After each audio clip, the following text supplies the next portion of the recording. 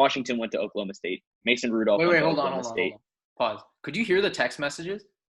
Yes. Damn it! Knew it. You could have kept going. It's fine.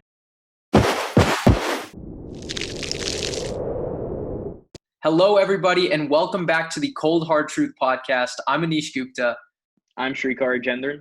Notice how the intro is a little bit different today. Unfortunately, Jack could not be with us, so I'm handling the intro for this episode. So Srikar and I were kind of thinking what to talk about today, and we noticed that in the top 10 wide receivers, just the top receivers in general, most of them are in the NFC. And when we were kind of looking at it, we decided to actually do a top 10 receivers for the AFC. And it was a weird list. We kind of worked on it together, collaborated a bit. So Srikar, you want to kind of start us off with number 10? Yep. At number 10, we had Juju Smith-Schuster. When you look at the 2019 season, what's to blame for his tank in production? Obviously, not having Big Ben was something. His own faults were another thing. I think one that's just not really talked about is the importance of chemistry. When you have Duck Hodges, when you have Mason Rudolph, Rudolph went to college with James Washington, two Oklahoma State Cowboys who just found their way to the Steelers roster.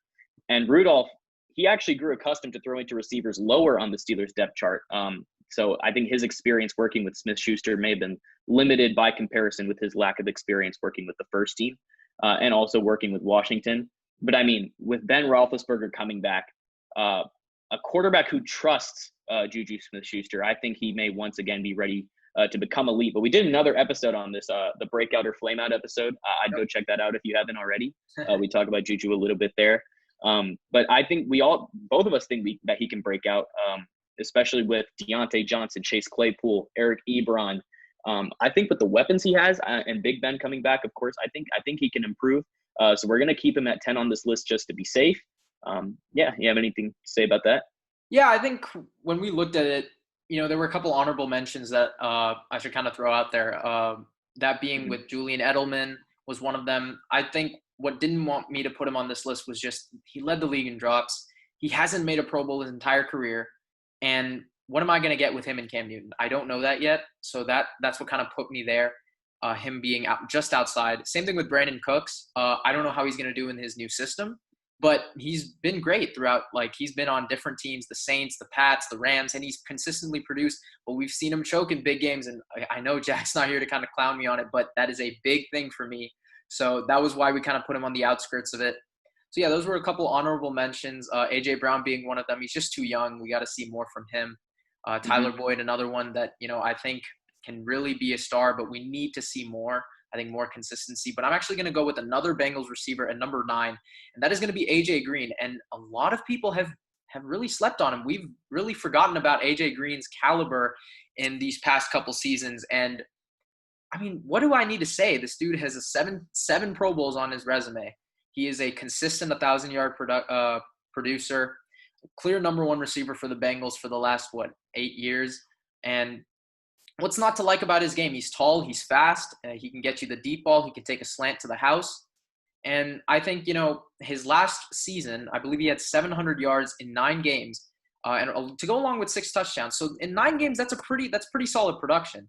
So he wasn't really missing a beat despite having injuries that year as well.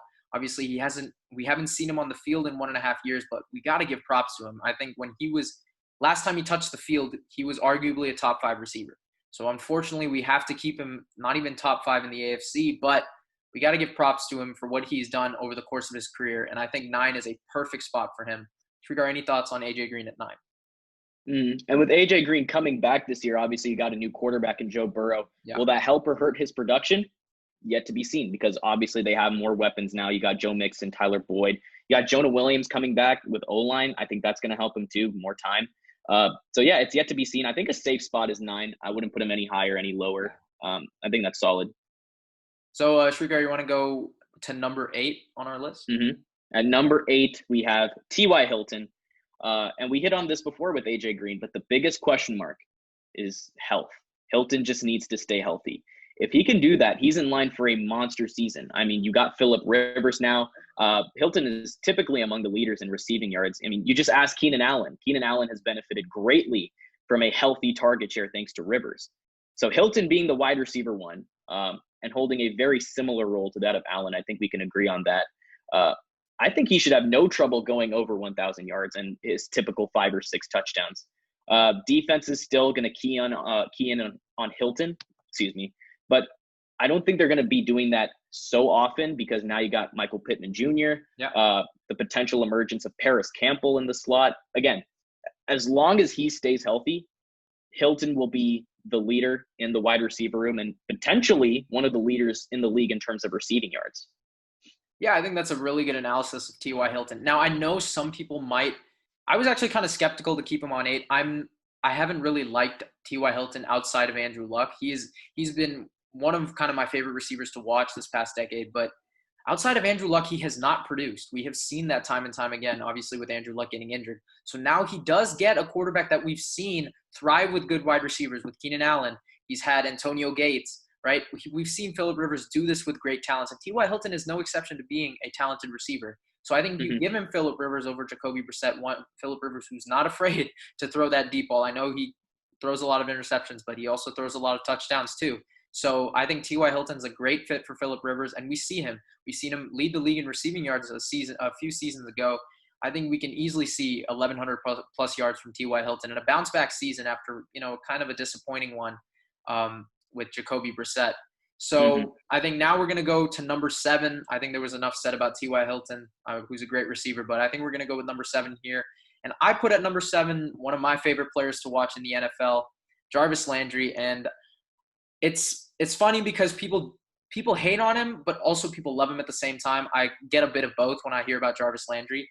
But this dude, listen, he is Pro Bowler every year, right?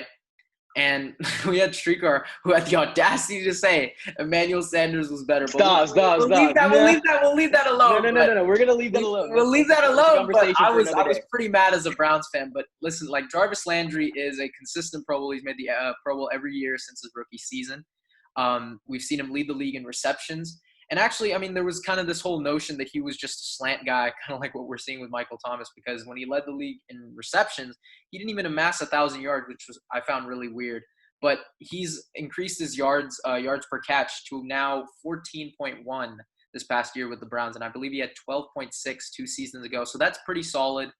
He had his best statistical season last year with 1,174 yards, 6 touchdowns on 83 catches, with Odell in the lineup, and I think he's only going to get better because he was playing on a severely injured hip. He's currently rehabbing from hip surgery, but best believe when he comes back on the field, he's going to be 100%. May not be by week 1, but I think by week 2, we can expect to see 100% of Jarvis Landry, and I think right now he is a top 15 receiver, so I'm going to put him top 7 on our list. Srikar, your thoughts? Yeah, I think he's one of the premier slot operators, obviously very consistent. So I think that's a great spot for him. At number 6, we have – Wait, quick question, Srikar, before you go to 6. Yes. Actually, we can say this for Odell a bit, but do you think Jarvis will be the number 1 receiver on the Browns next year? I mean, he already was the number 1 receiver this year, so obviously I could see that happen. Okay. It kind of depends on how Odell comes back from that injury, though. But we're going to talk more about Odell in a bit. At number 6, we have one of the more underrated wide receivers in the league. I don't think he's talked about enough. Courtland Sutton from the Denver Broncos. It feels like a kind of like a no-duh statement to say that the Broncos need Sutton to step up and continue to cement himself as a top 15, top 10 wide receiver in the NFL and a top 100 player overall. He's shown tremendous flashes that he's kind of reminding me of Calvin Johnson a little bit. I think that's a fair comparison. I think he reminds me a little bit of that with the size and the physicality that he brings to the receiver position. I think if Sutton can take as big of a step in year 3 as he did in 2019, he will truly emerge as a star in the NFL. One big issue the Broncos had with Sutton wasn't with his performance per se, but a result of his play. He was the top target in the offense, and no other wide receiver stepped up. So teams were able to just focus on Sutton, scheme him out of the game, and they would just watch the Broncos offense sputter.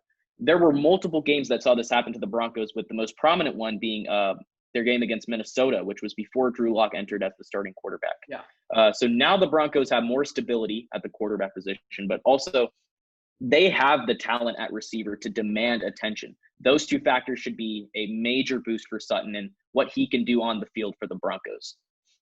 So yeah, kind of adding on to that, Srikar, you mentioned the weapons. Jerry Jeudy is now there. Noah Fant kind of came into his own at the end of the season. Don't forget KJ Hamler in the slot. That is a very deadly wide receiver trio. And Sutton leading the way. And watch out for the Broncos. I think Drew Lock's got a lot of weapons to throw to in his second season. You guys know I like Drew Lock, so I think this is great for him. But Courtland Sutton, I think you said it best. This combination of size, speed, and athleticism is just amazing to watch. He can get you that jump ball. I've seen him do it twice in a game, in the same game, for touchdowns. I've seen him torch my Browns like that. He is an amazing receiver that really people don't recognize. I think now he's starting to get a little bit of attention, just like Justin Simmons. I think those are the two players that are kind of coming into their own. I'm seeing a lot of Demaryius Thomas and TJ Ward kind of stuff from them, back when the Broncos had that legendary team from 2013 to 2015. But now we're seeing it kind of coming back into fruition 2020 with this Denver Broncos team. And I think Courtland Sutton is a guy we got to watch out for. Mm-hmm. So I think now we're going to go to number 5. And number 5 is one of my favorite receivers in the NFL today. That is Devante Parker. And, I've had countless discussions with Jack, with Srikar, with many other people, in fact, about Devante Parker. I like to compare him a lot to Amari Cooper. I actually think he has the potential to be better. A lot of people disagree with me on that. Let me know in the comments what you guys think. But I really like Devante Parker's game. I think he's finally lived up to that first round hype. I actually saw an article. I looked back on it a year from today, I think, a year from a few months ago, like last March.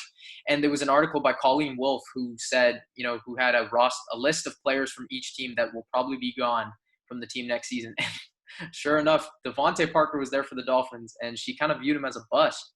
Well, I don't think that prediction is really right now, because I think he's a great wide receiver. I believe he got a contract extension, if I'm not mistaken, for 4 years. So 1,200 yards the year before, 9 touchdowns. I think he's only getting better. He's going to get better quarterback play. I think Fitzpatrick can still get him the ball. We've seen him do it in the big game against Stefon Gilmore, who really, that was the only wide receiver Stefon Gilmore really lost the battle to last year, in my opinion. He torched the defensive player of the year for, I believe, 137 yards. Which I thought was very impressive in their victory, in their big upset, in fact. And I think next year he's only going to get better. He only started 14 games, so when he starts all 16, guys, watch out. I think Devante Parker is going to establish himself as a top 10 receiver next year. Book it, please. I think either with Fitzpatrick or Tua throwing in the ball, you guys got to watch out for Devante Parker. Srikar, your thoughts? Mm-hmm. I think Devante Parker, just a criminally underrated receiver. And we saw on Instagram, Michael Thomas and Devante Parker going at it.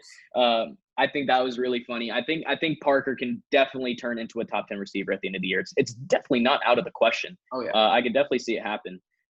Moving on to were we on 4? Yep. Yeah, we're on 4. Mm-hmm. Number 4, we have Keenan Allen. Over the past 3 seasons, Allen has been the definition of reliable. He's played in all 16 games, scored 6 touchdowns each year, compiling at least 1,196 yards. The Chargers are likely going to give Allen a big contract, even if that means parting ways with 1 or 2 other key free agents to do so.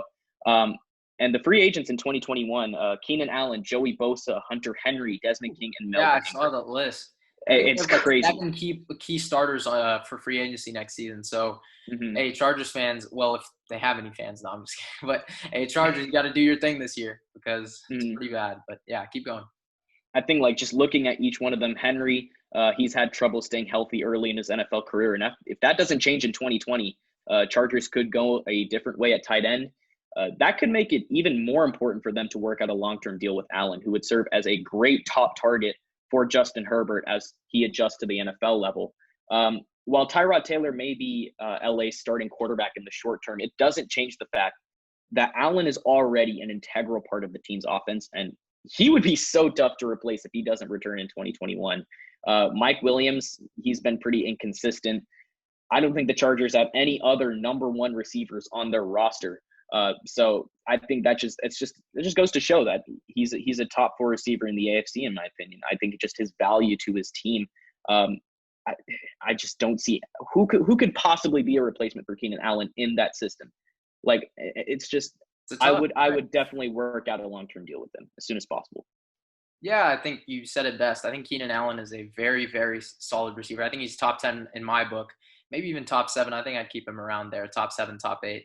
I know my friend David's going to kind of hate me that I kept him at number 4. I think he has him number 1, but we'll leave that for another day. But Keenan Allen is a great receiver. I think he's a top 3 route runner in the NFL. I think his route running is just insane. I can see him run any route from a deep out to just an amazing post route. Like, Keenan Allen is an amazing receiver. He shows up in big games. He's very consistent, and he is able to recover from injuries that I thought he wouldn't have been able to recover from. I remember, I think he had an ACL, then another Achilles, and then I think an ACL again. I can't remember, but I was like, okay, this dude, I think, unfortunately, he's going to have his career shortened. He proved me wrong, and he's done very well in this league. And I think you're right, Srikar. Not a lot of receivers can play the role that Keenan Allen has played, especially for Mike Williams' development. I know I agree with you. He's not as consistent, but Keenan Allen's been great for Mike Williams in the big games that we saw 2 years ago. I remember the Kansas City game on the road, the 2-point conversion Mike Williams converted there. But yeah, we've seen Keenan Allen have his moments too on Thanksgiving against the Cowboys, I think it was. But yeah, Keenan Allen, top 4 receiver in the AFC. I think we can all agree there. So going to number 3, I think a lot of people are forgetting the guy. A lot of people are, hating on him. A lot of people are sleeping on him. It's Odell Beckham Jr. And, I know this may seem biased as a Browns fan. I actually didn't like Odell Beckham on the Giants. I actually didn't want him on my team. Thought he was kind of cancer to the locker room. I thought he was a bit overrated. I thought that he wouldn't really keep up his production from his rookie year, but I was terribly wrong. I think this dude is so electrifying. I mean, he does 1,300 yards his rookie year, follows that up with 1,400 with 13 touchdowns. I think that was very underappreciated. And again, people think of last year as just people think it's over for him now. Like, he was playing on a sports hernia, and I think that is one of the injuries I consider as a major injury. I consider it ACL, Achilles, sports hernia, obviously fractures in the back. I think is it's a very big injury for football players as well. It could be certain concussions. But the sports hernia is something that we should not overlook. And I think Odell Beckham, I agree. If you're on the field, you have to produce. So it is a little bit on him for not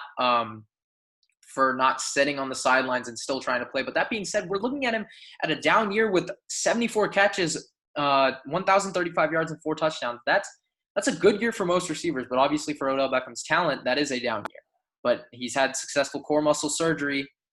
He's finally at 100%. We've seen him working out with Cam Newton, and he shows no signs of slowing down. So expect a bounce-back year from Odell Beckham Jr. Expect him to go crazy next season. And we've got to give respect to what he's done with the New York Giants. So we've got to put him top 3. I think just watch out, guys, next season. Srikar, your thoughts? Mm-hmm. Yeah, I agree. I think we didn't know about this injury until late in the season. Yeah. So that just makes it all the more impressive he was able to play through it.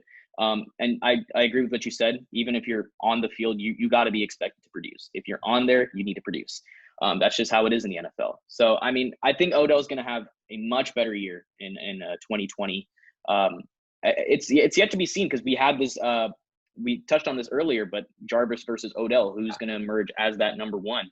And honestly, it could be split. I think Odell's going to step up. I think he's going to be that number because, again, he's one of those guys that's similar to Keenan Allen. He can take a slant to the house, he can do a deep out, or he can just go all the way and get a deep ball for you. So I think he's one of those guys. But, yeah. Mm-hmm. And on that note, let's go to number 2. We have Stefon Diggs, the new Buffalo Bills wide receiver. Reason I want to put him here over a guy like Odell is I think in this system, in the Bills offense, he is going to do so well.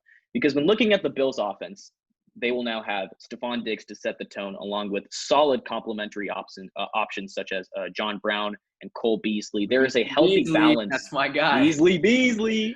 And there's just a healthy balance of skill sets that will be difficult for teams to stop. Mm-hmm. So I think he's going to go over 1,000 yards. I think it could definitely happen. He could end up just short. I know ESPN said he'd go 952 yards, 63 receptions, 5 touchdowns. Yeah, but that's a considerable decline in receiving yards and a slight dip in touchdowns. And you gotta think that's despite the expectation of an increase in targets. So when looking at the Bills receiving core around Diggs, there should be no shortage of room for him to either at least sustain his production or increase it. And in my opinion, it's going to be one of those two. So I think in this Bills offense, I think it's fair enough that we put him at 2. Yeah, I think it was kind of tough here because it's close between Odell, Diggs, and Allen, I think, between all three of them. But again, if we're talking about route running, I think Stefon Diggs is my second best route runner in the NFL, second to Devante Adams. I'm sure that's a discussion for another episode, but Stefon Diggs has the best route tree, one of the best route trees I've ever seen. And coming off that Week 4 loss to the Bears, right? Stefon Diggs calls out his quarterback. Obviously, Adam Thielen was battling injuries throughout the season, and Stefon Diggs really stepped up, and this allowed that Vikings team to really take on a massive run and get to the playoffs. And he stepped up against the Saints in the wild card round, much like he did when he pulled off that Minneapolis Miracle. And I think coming to the Bills, again, I think people hate on Josh Allen a little bit too much. I think people hate on his deep accuracy when really I know John Brown's a deep threat, but now you're getting a guy who can really take the top off of defenses and also, like I've said, take a slant to the house. This is a dude who can even take some jet sweeps and turn them into 30-yard gains. He is a very versatile receiver, something that Josh Allen really hasn't had. Even in Wyoming, he didn't have that. So give him Stefon Diggs, and I'm telling you, I think this Josh Allen-Stefon Diggs combo is going to be very, very lethal. Stefon Diggs, again, really helped out this Vikings team, and I think he should be the second best receiver in the AFC next season. And now we're going to go to the number one spot on our list, and we're going to give it to Tyreek Hill. Tyreek Hill is, he came into this league not really known for being a receiver. He was known for being a returner. He was having some Devin Hester, Deion Sanders types returns. And I remember Jalen Ramsey called him out and said, he was just an all-pro returner?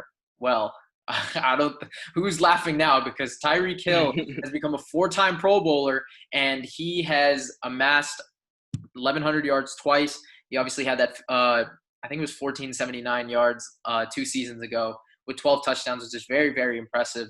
I actually, in fantasy a couple years ago, I actually drafted him early, and I said, you know what, just watch out. I think he's going to break out.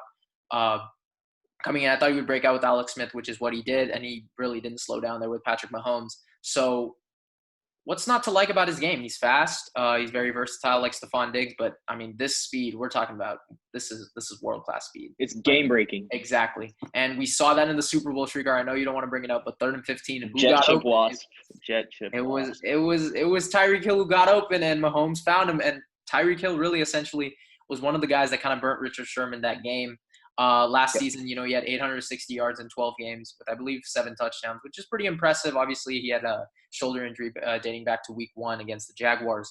But this, guys, I think he's I think he's 5th on my list in just all receivers, all conferences for top receivers. He's my number 5.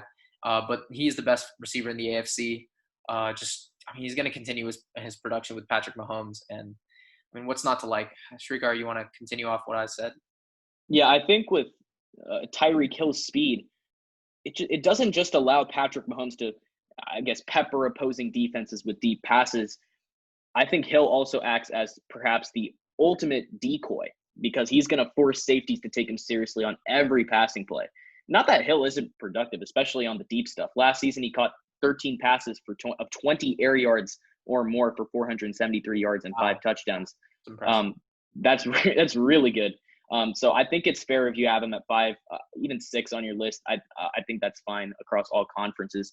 But yeah, I think he's definitely established himself as not just a return guy. I think he can do it all. I really like this guy. I think also we got to recognize that even at 5'10", we've seen him get some deep balls. I think he can go up and get it too. The week 4 game, or I think it was week 5 against the Texans, week 6, I can't even remember. But he caught this ball over like 3 guys. I remember Patrick Mahomes just launched it. I was like, the dude is 5'10". How does he make that catch?